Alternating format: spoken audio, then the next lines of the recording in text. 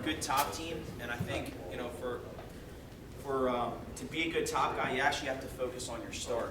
I don't think many coaches focus on the start, and I call it a lazy start. So if you have everything from the bottom man, and I've really analyzed this, everything from the bottom man with his reaction of trying to come up or do whatever starts with a hip motion. So like if I line up low on the body here, I line up low, he's gonna just stand up, he's out of the pocket there, okay? If I'm just lazy here and I'm low, go ahead and do a switch, or go back down, just do a switch, okay? His hips and his legs are like free range to move. So what I actually do is I'll look for like even little things like this. Obviously he looks like he's gonna do a stand up here, but I'll look for stuff like this. If he's, go like you're going to sit out. If he's lined up here, obviously he's going to do a sit out. So I don't know why so many people are so lazy and they'll just line up here and give this guy the sit out. You could already take him right out of his game. All right, get your feet out to the side. If I just line up on this side right here, I've already shut him down. Okay, just go normal start.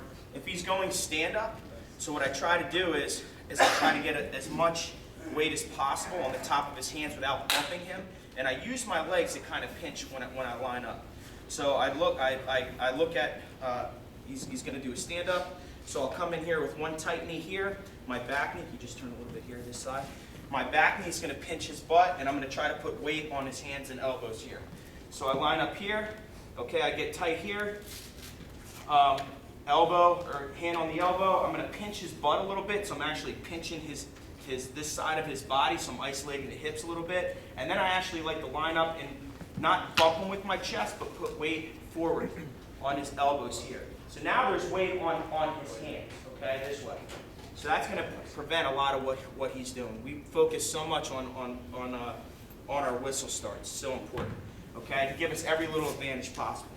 Now what I do, typically with everything starting with a hip motion, I try to isolate the hips right away. You can always go tight waist chop and spiral off the whistle, but if the key to bottom, you want to be a great bottom wrestler. Okay, here, hop on top real quick. Okay, a great bottom wrestler will actually just hold here.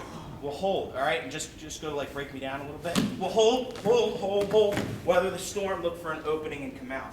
So as a top guy, okay, what I try to do is I need to open him up. If he's tight here, I really don't have much. So off the whistle, traditionally, okay, on my lineup, the guy's going to do a stand up. So I line up high, I go into double prize, and I drive him forward.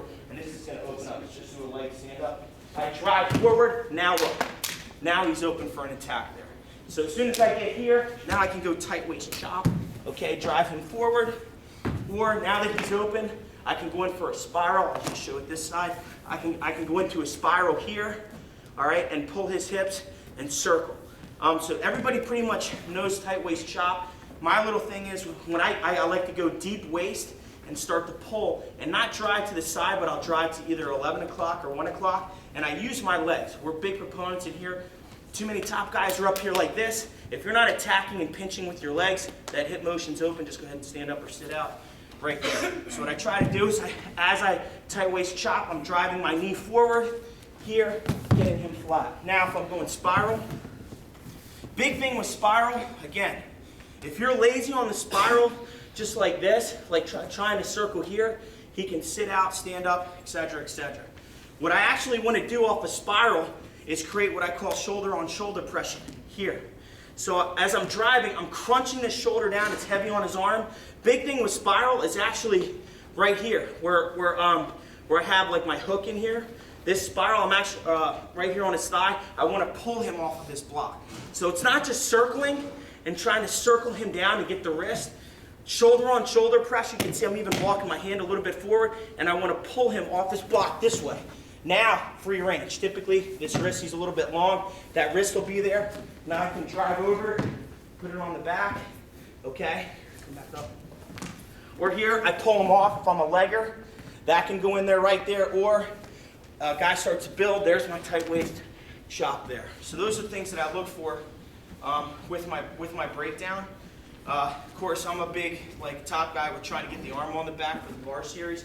So when I actually do that, since I'm here, when I go shoulder on shoulder pressure here, most people try to pull the hand out. It's not going to come out. What you actually have to do, turn this way. What you actually have to do is put it underneath your stomach. Drive the shoulder on shoulder pressure, all your weight in. You try to pull this out, it's not going to happen. So with my outside hand here, I come down, I'm going to scoop his elbow, point it directly towards the sky. Just stay right there. So what it does, instead of pulling out, the guy can fight this. You pull it towards the sky, it shortens the distance, and the wrist can pop right out.